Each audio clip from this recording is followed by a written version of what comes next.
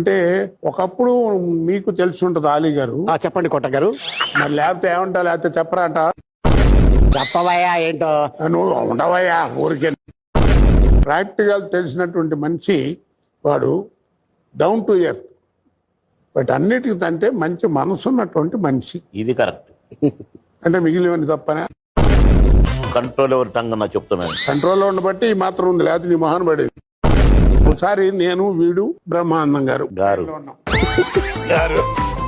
మరి ఇట్లాంటి చోట గారే అనాలి. నువ్వంటే ఏదో ఎరా అన్నాను కానీ, లేకపోతే నిన్ను కూడా బాగా తిట్టేవాడిని.